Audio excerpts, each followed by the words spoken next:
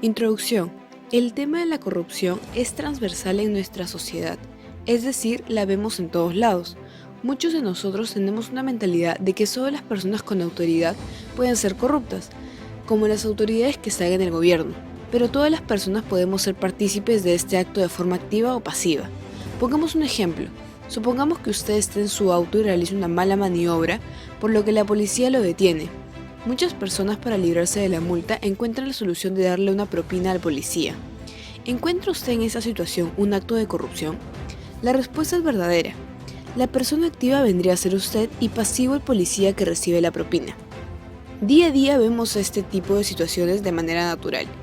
Según un estudio realizado en el 2010 acerca de la corrupción, los peruanos somos muy tolerantes ante la corrupción, lo cual nos deja mucho en qué pensar. A continuación identificaremos los tipos de corrupción y actos de corrupción. También veremos las repercusiones de esta problemática y el estado actual del Perú con respecto a este tema. Objetivos. Número 1. Identificar los tipos y actos de corrupción que existen día a día. Número 2. Revelar las consecuencias que conlleva la corrupción. Número 3. Exponer el tema de la corrupción en el Perú para que así se pueda concientizar a las personas de lo que ésta significa en nuestro país.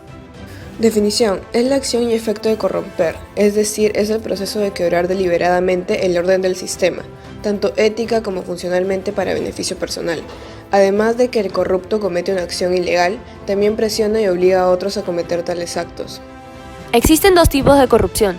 El primero es la gran corrupción, que genera la desconfianza en las autoridades centrales, pervierte el funcionamiento del aparato estatal y desvía recursos.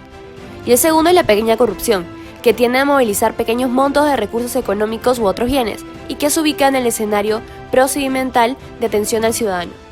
Actos de corrupción.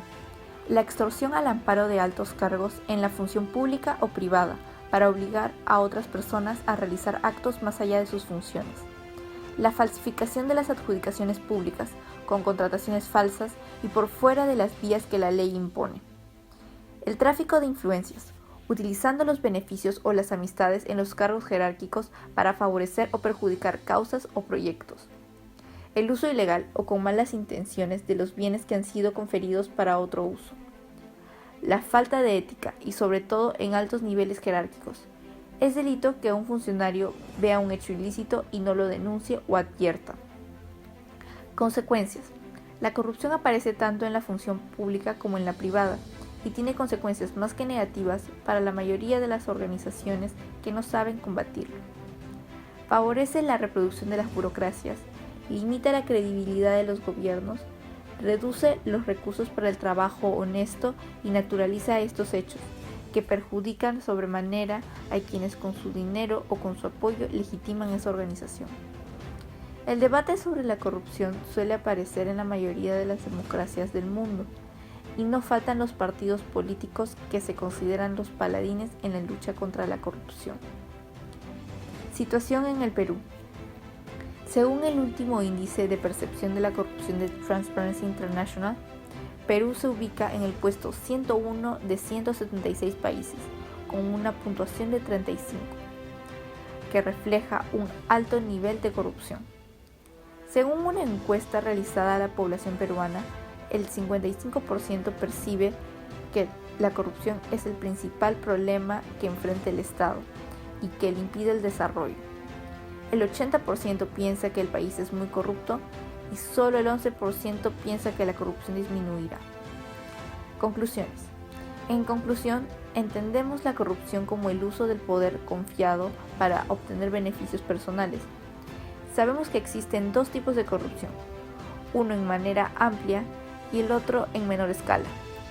Ahora conocemos los diversos actos de corrupción como la falsificación de las adjudicaciones públicas, el tráfico de influencias utilizando los beneficios o amistades en cargo de poder, el uso ilegal de los bienes conferidos y la falta de ética. La consecuencia que más repercute en cada uno de nosotros es la desconfianza que esta genera especialmente en el gobierno. Además, podemos ver que muchas personas en el país se resignan con el hecho de ser testigos de la corrupción constante y deciden mantenerse al margen.